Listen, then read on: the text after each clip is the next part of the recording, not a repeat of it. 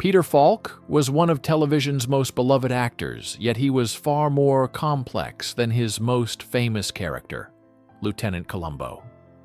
With his rumpled raincoat, unkempt hair, and sly intelligence, Columbo became a cultural icon, an unlikely hero who cracked cases through subtle observation and quiet persistence. But behind the iconic persona was a man shaped by early hardship, a strong artistic spirit, and a private life full of love, loss, and controversy. Falk's story is not only about fame and success, but also about the emotional honesty that made him both respected and misunderstood. In a rare and candid moment, he once revealed the 6 actors he hated most, names that reveal as much about his values as they do about Hollywood's tensions. To understand why he felt such animosity, we must first understand the man who became the face of television's most enduring detective. A childhood of resilience and humor. Peter Michael Falk was born on September 16, 1927 in New York City and raised in Ossining, New York. He grew up in a working-class family. His mother was an accountant and his father owned a clothing store. At just 3 years old, Falk was diagnosed with retinoblastoma, a rare eye cancer that led to the surgical removal of his right eye. For the rest of his life, he wore a glass eye, an aspect of his appearance that could have been a disadvantage, but instead became part of his unique screen presence. From a young age, Falk showed a resilient spirit and a sharp sense of humor. His early experiences shaped his understanding of human vulnerability and strength, traits that would later define his performances.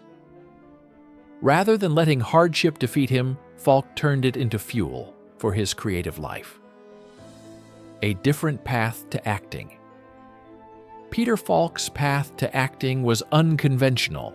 After serving as a cook in the United States Merchant Marine during World War II, he pursued education with determination.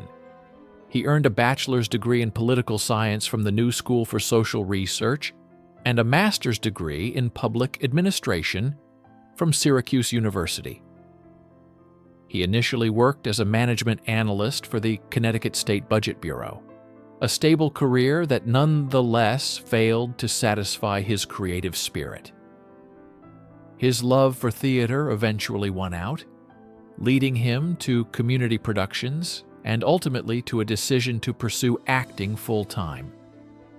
Falk studied at the prestigious Actors Studio in New York, learning alongside future legends like Marlon Brando and James Dean. These experiences laid the foundation for the depth and intensity he brought to every role. Early success and Oscar recognition. Falk began his professional career in the late 1950s, performing on stage and appearing in television productions. His breakthrough in film came in 1960 with Murder, Inc., where he played gangster Abe Relis. The role earned him his first Academy Award nomination for Best Supporting Actor. He followed this with another nomination in 1961 for Pocketful of Miracles. These early roles highlighted Falk's talent for portraying complex, morally ambiguous characters with intensity and charisma. He could be charming one moment and frightening the next, always grounded in a deep understanding of human nature. While these roles brought critical acclaim, it was his later creation of Columbo that would make him a household name and define his legacy. Columbo, the detective who changed TV. In 1968, Peter Falk stepped into the role that would define his career. Lieutenant Columbo, first introduced in a television movie and later expanded into the iconic series Columbo, the character became a cultural phenomenon. Falk's Columbo was disarming, often appearing bumbling or distracted, but always quietly observant. His rumpled raincoat, cigar, and absent-minded manner masked a razor-sharp mind.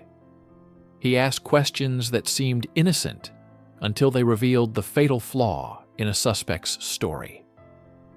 Falk's performance was subtle, warm, and intelligent, winning him 4 Emmy Awards and earning him a permanent place in television history. Columbo elevated the police procedural genre and became one of the most beloved series of all time, precisely because Falk brought humanity to a detective who never needed to shout to command a room. A versatile career. Beyond the trenchcoat. Outside of Columbo, Falk enjoyed a diverse and respected career. He appeared in a range of films that showcased his versatility. From the dark drama of A Woman Under the Influence, 1974, directed by his close friend John Cassavetes, to the offbeat comedy The In-Laws, 1979. His collaboration with Cassavetes allowed him to explore raw, emotionally complex characters in groundbreaking independent films. In 1987, he delivered a memorable performance as the grandfather narrator in The Princess Bride, lending the film warmth and charm with his gentle voice and expressive eyes. Falk also pursued his passion for visual art, becoming an accomplished painter whose work was exhibited in galleries.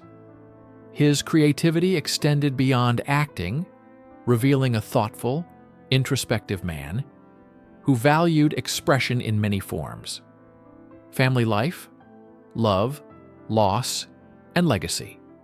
Peter Falk married Alice Mayo on April 17, 1960, after meeting her years earlier at Syracuse University. Their relationship was built on shared values, intellectual curiosity, and a mutual love for the arts. The couple adopted 2 daughters, Catherine and Jackie. Catherine later became a licensed private investigator, an ironic twist given her father's famous detective role. Falk was a devoted father, but his career often took him away from home for long periods. The pressures of Hollywood eventually strained his marriage, and the couple divorced in 1976. Though the split was amicable, it marked a turning point in Falk's personal life, pushing him into a more introspective and at times turbulent chapter. George C. Scott, Passion versus Tyranny. The first name on Falk's list was George C. Scott. Falk admired Scott's talent, but couldn't tolerate his domineering personality.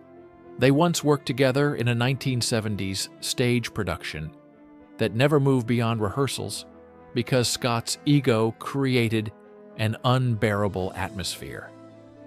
Falk described Scott as having the intensity of a tornado and the arrogance to match.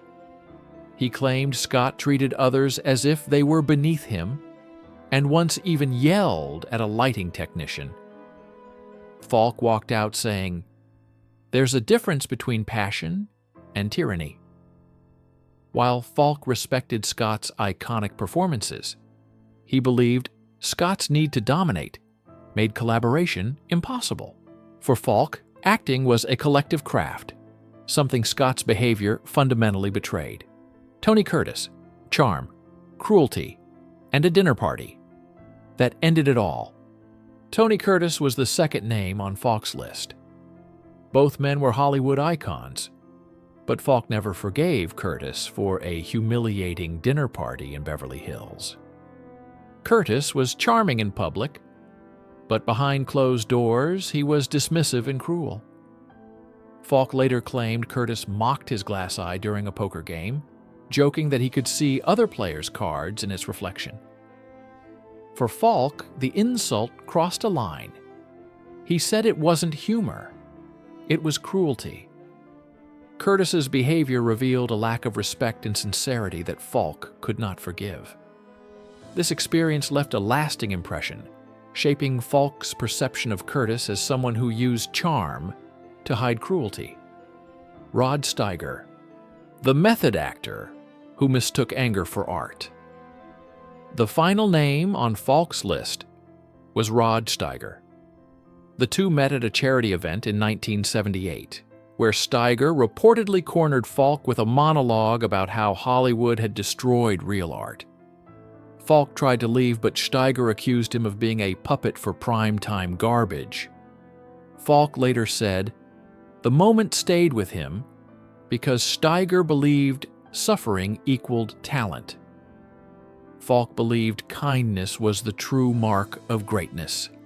Their clash wasn't about acting, it was about values. Falk admired artists who respected others, and he saw Steiger's arrogance as the opposite of the collaborative spirit he cherished. Conclusion: a legacy of integrity and humanity. Peter Falk died on June 23, 2011, at age 83, at his home in Beverly Hills. The official causes were pneumonia and complications from Alzheimer's disease, which had quietly stolen much of the sharp mind fans remembered. His death marked the end of an era for television, but his legacy remains vivid. Falk's performances were defined by warmth, intelligence, and humanity. He brought a unique sensitivity to every role, and he lived his life with a deep sense of artistic integrity. Though he once named actors he disliked, his widow, Shara Denese, later explained that he didn't hate anyone. He simply remembered cruelty and disrespect. In the end, Falk's true legacy wasn't the grudges he held, but the compassion, brilliance, and sincerity he brought to the world. And for millions of fans, he will always be remembered for one simple line: "Just one more thing."